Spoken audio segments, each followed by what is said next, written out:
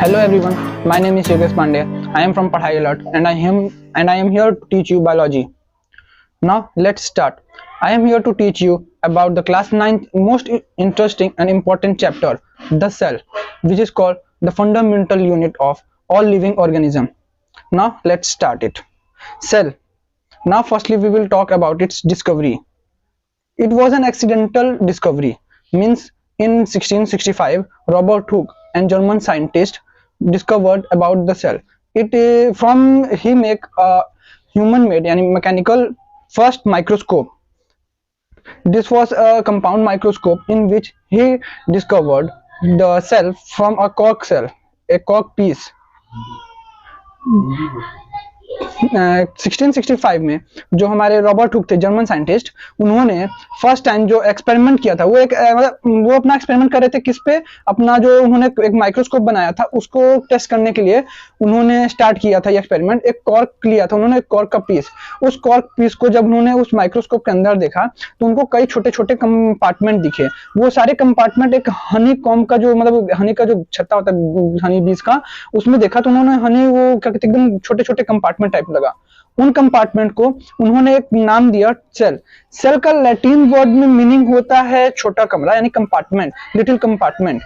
उसके बाद बाकी जब ये सब डिस्कवरी हो गई तो लोगों के अंदर जब कहते जिज्ञासा उठी कि आखिर अब जब सेल के बारे में पता चला और उन्होंने ये बेसिकली डेड सेल पे किया था, तब जब लोगों के पर क्या कहते हैं निकला, साइंटिस्ट ने सोचा कि अब इसके बाद क्या किया जा सकता है, क्या और कुछ भी तरीके के सेल हो सकते हैं। तो उसके बाद भी कई सारी डिस्कवरीज होने लगी। जैसे एक साइंटिस्ट थे हमारे ल्यूएन हुक, उन्होंने पहली बार ऑब्जर्व किया था एक लिविंग सेल को पॉन्ड वाटर में 1674 में। 1674 में ल्यूएन हुक ने पॉन्ड वाटर में पहला लिविंग सेल को उन्होंने डिस्कवर किया था। उसके बाद फिर जब लिविंग सेल डिस्कवर हुआ तो लिविंग सेल की सबसे बेसिक यूनिट जिसको हम लोग कहते हैं न्यूक्लियस, उस न्यूक्लियस की डिस्कवरी रॉबर्ट ब्राउन ने की थी 1831 में। उसके बाद पुरकिंजे नाम के एक साइंटिस्ट आए थे, उन्होंने भी एक टर्म दिया था प्रोटोप्लाज्म। प्रोटोप्लाज्म एक कंबाइंड टर्म होता है आपके न्यूक्लियस और साइटोप्लाज्म को कंबाइन करके जब उन्होंने एक टर्म दिया था कि हमारा प्रोटोप्लाज्म जो सम टर्म आया था वो 1839 में आया था, 1839 में। उसके बाद जब ये प्रोटोप्लाज्म आ गया, हमारा न्यूक्लियस भी मिल गया, सेल के अंदर के सारे धीरे धीरे सारे कंपोनेंट्स मिलने लगे, तो हमारे एक स्केल्डन और सचवान दो साइंटिस्ट थे, उन्होंने हमको एक थ्योरी दी थी जिसको सेल थ्योरी कहते हैं। वो थ्योरी उन्होंने 1839 में प्रपोज की थी, जिस थ्योरी के अंतर्गत उन्होंने सेल की कई सारी फंडामेंटल क्वालिटीज को डिस्क्राइब किया था। उसके बाद उन फंडामेंटल थ्योरीज में कुछ गड़बड़ी थी, उन गड़बड़ीज को सुधारने का काम और उनके साथ वर्चो नाम के एक साइंटिस्ट आए थे फिर उसके बाद, जिन्होंने क्या कहते हैं स्केल्डन और सचवान की हेल्प की थी, उन सारी जो कमियां थी उनको दूर की थी। और वर्चो ने ही एक अपना स्टेटमेंट दिया था 1855 में। वो स्टेटमेंट ये था कि जो हमारा नया सेल बनता है वो पुराने सेल से ही बनता है, मींस न्यू सेल जो भी हमारा एग्जिस्ट करेगा या फिर जो आगे फर्दर बनेगा वो जो हमारा पहले से जो सेल था उसी के थ्रू बनता है। उसके बाद जब हमने सेल्स की डिस्कवरी कर ली तो बात करने आई कि आखिर ये लिविंग ऑर्गेनिजम्स पे कि इतने बड़ा मल्टीपल ऑर्गेनिज्म बना तो बना कैसे और आखिर इसके अंदर है क्या चीज। तो इस सब के चीजों का दूरी का कहते हैं, ये सब जो कॉन्फ्लिक्ट्स क्रिएट हो रहे थे साइंटिस्ट के मन में, उन सब चीजों को दूर करने के लिए एक्सपेरिमेंट किया गया था। Onion slice experiment, onion slip का, उस पे ऑनियन की जो रूट टिप होती है उसको कट करके उसकी एक स्लाइस निकाली गई थी। उस स्लाइड को माइक्रोस्कोप के अंदर रखा गया था और उसको ऑब्जर्व किया गया। जब उसको ऑब्जर्व किया गया तो देखा गया, क्या पाया कि उसमें छोटे छोटे कंपार्टमेंट्स हैं, ढेर सारे छोटे छोटे कंपार्टमेंट ऐसे करते हैं, कुछ रेक्टेंगुलर शेप में थे, कुछ डिफरेंट अपने अपने शेप में थे। जब उन सबको हमने देखा तो हमको ये पता चला कि जो हमारा सेल है वो क्या कहते हैं छोटे छोटे यूनिट्स, मतलब जो मल्टीपल ऑर्गेनिज्म है वो छोटे छोटे यूनिट से बना हुआ है मिलके। उन छोटे छोटे यूनिट्स में जब हमने क्या कहते हैं गौर से देखा तो उनमें हमें ये दिखा कि उनकी जो साइज और स्ट्रक्चर है वो काफी मिलता जुलता है और उनका जो कंपोनेंट है अंदर का वो भी बहुत ज्यादा सिमिलर है। उसी सिमिलैरिटी के बेसिस पे हमने बताया कि वो सारे जो स्मॉल कंपोनेंट्स हैं वो कंबाइन होते हैं, एक साथ एक फॉर्म बनाते हैं। उस फॉर्म को हम लोग क्या कहते हैं, फिर वो फॉर्म जाके फर्दर मल्टीपल ऑर्गेनिजम्स का फॉर्म करते हैं, मतलब मल्टीपल ऑर्गन्स का फॉर्म करते हैं। वही ऑर्गन्स फिर जाकर के पूरा ऑर्गन सिस्टम बनाते हैं और एक ऑर्गेनिज्म हमको मल्टी सेलुलर ऑर्गेनिज्म मिलता है। उसी बेसिस पे जब हमने देखा कि कोई ऑर्गेनिज्म मतलब क्या कहते हैं माइक्रोस्कोपिक है, मल्टीपल मतलब बहुत ज्यादा बड़ा है, छोटा है, तो उसमें पता किया गया कि आखिर ये सब क्यों है, उसका कारण क्या है। तो उसका कारण पता करते करते हमको पता चला कि जो कोई भी ऑर्गेनिज्म होता है उसमें सेल की काउंटिंग क्या होती है, उस बेसिस पे उस ऑर्गेनिज्म को डिफ्रेंशिएट किया गया था। हमारे हम नोइंग जो कहते हैं, जितने हम नोन करते हैं उनमें दो टाइप्स के होते हैं on the basis of cell counting. एक होता है यूनिसेलुलर और एक होता है मल्टीसेलुलर ऑर्गेनिज्म। यूनिसेलुलर वो ऑर्गेनिज्म होते हैं जो सिंगल सेल से बने होते हैं। मल्टीसेलुलर वो ऑर्गेनिज्म होते हैं जो कई सारे सेल्स के साथ कंबाइन करते हैं, तो टिश्यू फॉर्मेशन होता है। उन टिश्यूज को जब कंबाइन करोगे आप तो क्या कहते हैं ढेर सारा हमारा ऑर्गन सिस्टम बनता है। उस ऑर्गन सिस्टम को कंबाइन करते ही हमारे एक मल्टीपल ऑर्गेनिज्म बनता है जो कि डिफरेंट डिफरेंट मतलब बहुत सारे millions of copies of cells से बना होता है। फिर उसके बाद अब पता किया गया कि आखिर सेल का क्या कहते हैं कैरेक्टरिस्टिक पता चल गया हमको, उसके अंदर का क्या क्या होता है, कैसे कैसे कंपोनेंट होता है। फिर उसके जब साइज की बारी आई तो हमें ह्यूज वैरायटी ऑफ साइजेस मिली सेल की, बहुत ही ज्यादा डिफरेंट डिफरेंट और इंटरेस्टिंग साइजेस मिले हमको। फिर पता चला कि माइक्रो वर्ल्ड में कैसे कैसे करते हैं हमारे सेल होते हैं। जैसे कुछ टाइप्स के जो सेल होते हैं जो पाए जाते हैं हमारे बैक्टीरिया, कुछ बैक्टीरिया होते हैं जो डिफरेंट डिफरेंट शेप में पाए जाते हैं। जैसे एक बैक्टीरिया होता है कोकाई बैक्टीरिया। कोकाई बैक्टीरिया मतलब कोकाई जो वर्ड आया था वो स्फेरिकल स्ट्रक्चर को डिनोट करता है। जो स्फेरिकल स्ट्रक्चर स्फेरिकल बैक्टीरियाज होते हैं स्फेरिकल शेप में उनका पूरा का पूरा बॉडी फॉर्म होता है स्फेरिकल स्ट्रक्चर, वो एक सिंगल सेल होते हैं। इस बेसिस पे हमने वो भी फाइंड किया कि हमारा सेल जो है वो स्फेरिकल शेप का भी हो सकता है। तो स्फेरिकल शेप ऑर्गेनिज्म हो सकते हैं, स्फेरिकल शेप का हो सकता है। तो उस बैक्टीरिया को हमने कोकाई नाम दिया। कोकाई का जो लैटिन वर्ड होता है वो स्फेरिकल से डिराइव्ड हुआ है। फिर rod shape bacteria, rod shape जो होता है उसको लैटिन में बैसिलस कहते हैं। बैसिलस रॉड शेप को डिफाइन करता है, इतना याद रखिएगा। Bacillus means rod shape structure, एकदम से उसके अंदर उनके न्यूक्लियस प्रेजेंट होते हैं। फिर कॉमा शेप्ड, जैसे आपने नाम सुना होगा एक बैक्टीरिया का जिसको वाइब्रियो कॉलरी कहते हैं, वो बैक्टीरिया हमारा कॉमा शेप का होता है। कुछ इस प्रकार जैसे हम लोग कॉमा बनाते हैं उसी प्रकार का होता है वो, उसकी भी कैरेक्टरिस्टिक इसी से डिनोट की गई थी। फिर अमीबॉइड स्ट्रक्चर, अमीबॉइड शेप यानी अमीबा से आया था। अमीबा एक ऐसा ऑर्गेनिज्म है यानी यूनिसेलुलर ऑर्गेनिज्म है जिसका शेप कभी भी डिफाइन नहीं किया जा सकता, वो किसी भी शेप का हो सकता है।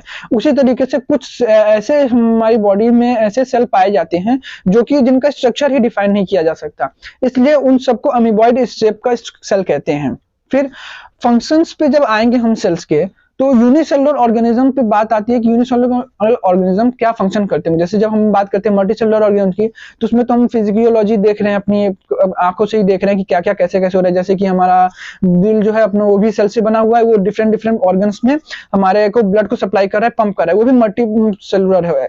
उसी तरह बात आती है जब यूनिसेलुलर में कि आखिर यूनिसेलुलर ये सब काम करते होंगे। फिर एक बार डाउट आ जाता है कि शायद ऐसा भी हो सकता है कि उन सब में ये सब फंक्शन ही ना होता। नहीं, उन सब में भी सारे फंक्शन होते हैं, वो सारे फंक्शन सिंगल सेल में के अंदर ही हो जाते हैं। जो भी उनका कहते हैं डाइजेशन होता है, एब्जॉर्प्शन होता है, फूड ईटिंग जितने भी प्रोसेसेस होते हैं, एक्सक्रीशन का जो भी प्रोसेस होता है, सारा प्रोसेस वो जो होता है वो उसके सिंगल सेल के अंदर ही हो जाता है। उसके लिए उसको मल्टीपल सेल्स की जरूरत नहीं पड़ती है। यहाँ जो मल्टीसेलुलर ऑर्गेनिज्म होते हैं उनको मल्टीपल ऑर्गन्स रिक्वायर्ड होते हैं, डिफरेंट डिफरेंट ऑर्गन्स रिक्वायर होते हैं डिफरेंट डिफरेंट फंक्शन करने के लिए। वहाँ यूनिसेलुलर ऑर्गेनिज्म सिंगल सेल का बना होता है। उसी सिंगल सेल में वो अपने कंपोनेंट्स, जो सिंगल सेल के कंपोनेंट्स होते हैं, उन्हीं कंपोनेंट्स के थ्रू वो अपने सारा मेटाबॉलिक एक्टिविटी कर लेता है। फिर अब बात करते हैं हम सेल टाइप ऑफ सेल की।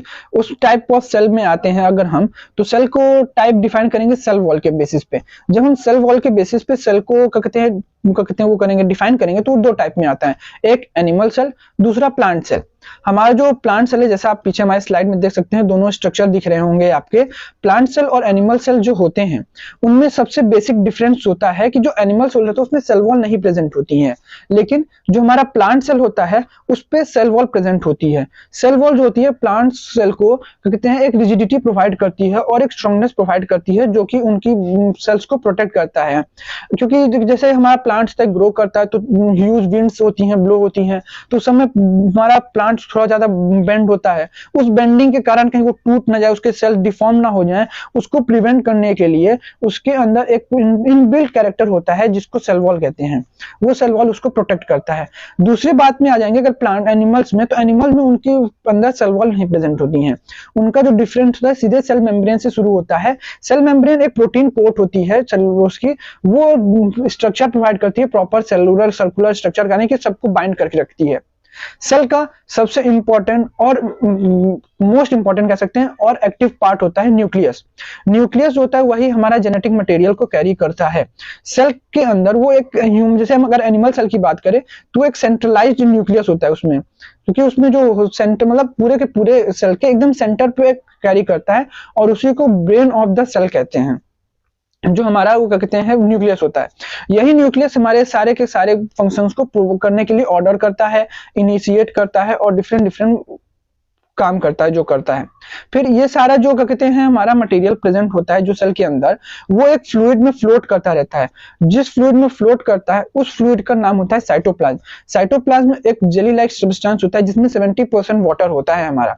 उसी कहते हैं साइटोप्लाज्म में डिफरेंट डिफरेंट सेल ऑर्गेनेल्स भी मूव करते रहते मतलब प्रेजेंट होते हैं, जिनमें से एक होता है हमारा माइटोकॉन्ड्रिया, प्लास्टिड, ईआर यानी ईआर मतलब endoplasmic reticulum.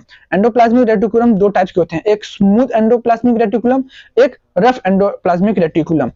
Rough endoplasmic reticulum क्या होता है, उसमें एक राइबोसोम्स के ऊपर से जो राइबोसोम होते हैं हमारे छोटे छोटे बॉल लाइक मतलब छोटे छोटे स्ट्रक्चर होते हैं राइबोसोम, वो एंडोप्लाज्मिक रेटिकुलम पे आकर के अटैच हो जाते हैं। वो एंडोप्लाज्मिक रेटिकुलम में आकर के अटैच होते हैं तो वो रफ स्ट्रक्चर देते प्रोवाइड करते हैं। वही रफ स्ट्रक्चर प्रोवाइड मिलने के कारण उसको एंडोप्लाज्मिक रेटिकुलम को रफ एंडोप्लाज्मिक रेटिकुलम कहते हैं। जो रफ एंडोप्लाज्मिक रेटिकुलम होता है वो हमारा क्या कहते हैं प्रोटीन का सिंथेसिस करता है, प्रोटीन की सिंथेसिस करने में हेल्प करता है। और स्मूथ एंडोप्लाज्मिक जो रेटिकुलम होता है उसमें राइबोसोम होता नहीं है, तो वो हमारा सिंपल फैट्स और लिपिड्स की फॉर्मेशन करने में हेल्प करता है। तो एंडोप्लाज्मिक रेटिकुलम हमारा बेसिकली 2 से 3 काम करता है। पहला, अगर कोई न्यूट्रिशियस मतलब न्यूट्रिशन आता है तो हमारा सेल जैसे उसको इनगल्फ किया न्यूट्रिशन, जैसे हमारा ऑक्सीडेशन हुआ फूड का तो जो एनर्जी एटीपी मिली, तो वो हमारा एंडोप्लाज्मिक रेटिकुलम जो होता है वो न्यूक्लियस को तक प्रोवाइड करता है। न्यूक्लियस एक पाथवे देता है न्यूक्लियस तक जाने के लिए उस एनर्जी को। और दूसरा क्या होता है कि वो उसके रफ एंडोप्लाज्मिक रेटिकुलम और स्मूथ एंडोप्लाज्मिक रेटिकुलम दो हमारे मोस्ट इंपॉर्टेंट कंपोनेंट्स को सिंथेसिस करते हैं, एक प्रोटीन दूसरा लिपिड। यही प्रोटीन और लिपिड फॉर्मेशन करने में हमारी एनर्जी भी देते हैं। और सेल मेम्ब्रेन अगर कहीं से डिफॉर्म हो जाती है या उसका स्ट्रक्चर थोड़ा डिफॉर्म होने लगता है तो उसको रीबिल्ड करने में, रीजनरेट करने में हेल्प करते हैं। इस प्रोसेस को जैसे क्या कहते हैं हमारा जो होता है, जैसे हमारा कोई प्रोटीन और लिपिड जो है कहीं से हमारा सेल वॉल सेल मेम्ब्रेन जो है वो डिफॉर्म होने लगा, यानी स्ट्रक्चर उसका थोड़ा लिसिस होने लगा, जैसे बैक्टीरियल अटैक होते हैं तो उन सब में अगर जैसे कोई डिफॉर्म हो गया तो अब हमें उसको रिपेयर करना पड़ेगा, नहीं तो हमारा सेल तो वो डिजनरेट हो जाएगा, खत्म हो जाएगा। तो जब उसको दोबारा रिपेयर करने की कोशिश की जाती है तो वो हमारे इसी लिपिड और प्रोटीन की हेल्प से खोज की जाती है। यही लिपिड और प्रोटीन हमसे जब बनता है, हमारा सेल रिजनरेट होता है, उस रिजनरेशन के प्रोसेस को मेम्ब्रेन बायोजेनेसिस कहते हैं। अगला हमारा सेल ऑर्गेनेल होता है लाइसोसोम। लाइसोसोम हमारी बॉडी में प्रेजेंट होता है, जैसे क्या कहते हैं कोई भी फॉरेन पार्टिकल अटैक किया तो उसको क्या कहते हैं हमारा जो होता है लाइसोसोम वो उसको मार देता है, अपनी बॉडी को क्या कहते हैं डेड करते हैं। जैसे आता है उसको इंगल्फ कर लिया, अपनी बॉडी को पूरा लिसिस कर लिया और उसको डिजनरेट कर दिया। फिर गोल्गी अपरेटस एक स्टोरेज हाउस होता है हमारे बॉडी का, वही मतलब सेल का, वो उस डिजनरेटेड मटेरियल को इनगल्फ करके उसको हमारे सेल के मेम्ब्रेन के पास लाता है और वहां से थोड़ी सी सेल की मेम्ब्रेन को लिसिस करता है, यानी लिसिस मतलब वर्ड होता है थोड़ा सा छेद करता है उसमें और उसको वहां से बाहर फेंक देता है। उसको बाहर फेंक करके फिर दोबारा ये प्रोटीन और लिपिड्स हमारे जो होते हैं वो उसको सेल मेम्ब्रेन को वहां से हील कर देते हैं। वैक्यूल, बेसिकली जो हम वैक्यूल्स होते हैं ये प्लांट सेल में पाए जाते हैं, क्योंकि ह्यूमन सेल में यानी एनिमल सेल में इसकी ज्यादा रिक्वायरमेंट नहीं होती है। वैक्यूल जो होता है वो स्टोर हाउस होता है। जैसे हमारा कोई सेल हुआ, उसके अंदर एक न्यूक्लियस हुआ, उस न्यूक्लियस में जैसे हमने कोई एनर्जी वगैरह ली, कुछ फूड मटेरियल आया, पूरी एनर्जी नहीं यूज हुई, पूरा न्यूट्रिशन नहीं यूज हुआ, तो उसमें ये वैक्यूल होता है वो उसको स्टोर कर लेता है।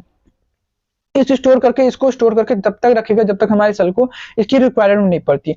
जो हमारा प्लांट सेल होता है, प्लांट सेल में एक सेल वॉल होती है, उस सेल वॉल के साथ ही साथ इसके पास एक लार्ज सेंट्रलाइज्ड वैक्यूल होता है। याद रखिएगा एनिमल सेल में सेंट्रलाइज्ड जो होता है वो न्यूक्लियस होता है, लेकिन प्लांट सेल में जो सेंट्रलाइज्ड होता है वो वैक्यूल होता है। उसका न्यूक्लियस थोड़ा पेरीफेरी की साइड, पेरीफेरी यानी कोने की तरफ शिफ्ट हुआ जाता है, क्योंकि वो जो वैक्यूल होता है वो बड़ा होता है साइज में और सेंटर पे पाया जाता है। उसके बाद अब हमारा अगला टॉपिक है उसको कहते हैं सेल डिवीजन, जो कि लास्ट टॉपिक है इस चैप्टर का। सेल डिवीजन दो तरीके से होते हैं, एक माइटोटिक डिवीजन और एक मियोटिक डिवीजन। माइटोसिस डिवीजन जो होता है वो बेसिकली जब हमारी बॉडी ग्रोथ पीरियड में होती है अपने या रिपेयर पीरियड में होती है तो उसमें माइटोसिस डिवीजन होता है। उस वक्त जो होता है हमारा सेल जब डिवाइड होता है तो उसके नंबर ऑफ क्रोमोसोम सेम होते हैं, और डिफरेंटली जो सेल होता है वो इक्वल पार्ट में डिजेनरेट हो जाता है। यानी अगर कोई एक मदर सेल है, मदर सेल मतलब पुराना सेल, जो हमारा पुराना सेल है, प्री एग्जिस्टिंग सेल है, वो जब डिजेनरेट होकर डॉटर सेल में, दो दूसरे न्यू एग्जिस्टिंग सेल्स में, तो उसमें जो एकदम सिमिलर कॉपी होंगी, यानी ओल्ड वाले के नंबर ऑफ क्रोमोसोम जब हम मैच करेंगे न्यू वाले से तो सेम आएगा, यानी पूरा पूरा स्ट्रक्चर ही सेम होता है।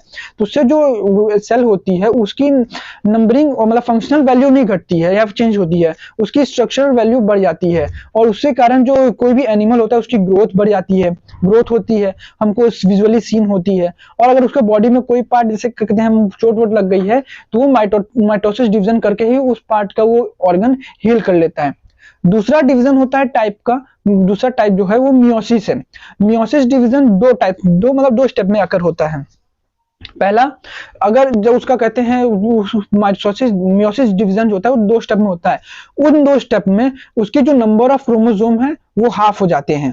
माइटोसिस डिवीजन जब हुआ था हमारे, तो उसमें एक मदर सेल हमारे दो न्यू डॉटर सेल दे रहा था, लेकिन जो मियोसिस डिवीजन होता है उसमें एक मदर सेल हमको 4 डॉटर सेल देता है।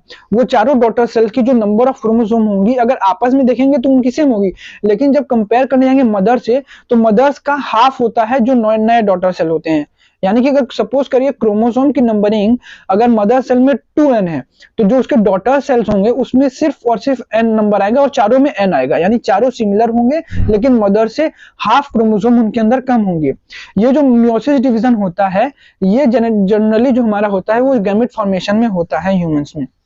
तो आपको कैसा लगा हमारा ये वीडियो आप बताइएगा, कमेंट करिएगा और सब्सक्राइब कर दीजिएगा हमारे चैनल को। Thank you. आज का क्लास यहीं खत्म।